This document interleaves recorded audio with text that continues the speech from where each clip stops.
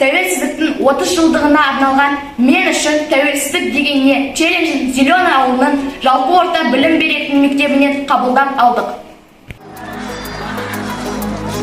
Мен үшін бостандықтың көк туы, егеменді елімде уайымның жоқтығы, Азиян ақ барысы секілді білінеді деңгеймен шоқтығы.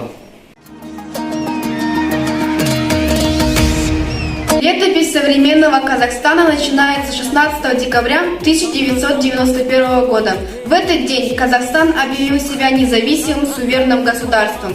30 лет тому назад, обретя свою независимость, Казахстан открыл свою новую веку своей истории. Он окреп, достиг больших результатов в своем развитии. Казахстан, встав на новый путь развития, воплотил вековые мечты народа о свободе. Народ впервые вновь приобрел возможность развивать свою культуру, язык, веру, религию и традицию. Тәуелсіздік мен үшін таза сана, таза тіл.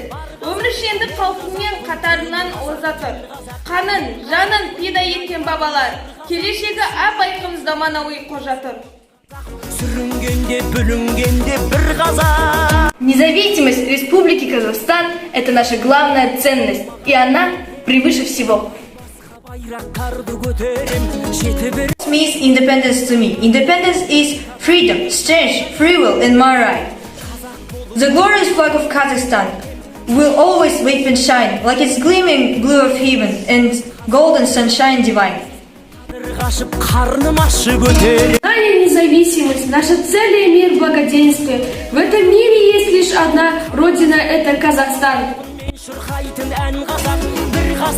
Тәуелсіздік мен үшін аталардың арманы. Кейінгі ұрпақ түсініп қиялмен жалғады. Болашақты сеніп кетсе біздерге, бүгінгі ұрпақ тәуелсіздік қорғаны.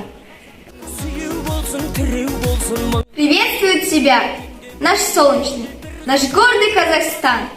Моя любовь, моя отчизна, мой край, мой светлый дух земной. Мой Казахстан, свободный и чистый, цвети под солнцем и луной. Мен үшін тәуелсіздік ашық аспан, қазақ елі қауышып мауқын басқан. 30 жылдық мереке құтты болсын, дастарханың кең жайып дамалысқан. Елімдік менің, жерімдік менің, соғады мәңгі жүрегім. Тәуелсіздіктің 30 жылдығына арналған челленджді Камышенко ауылы жалпы орта білім беретін мектебіне тапсырамыз.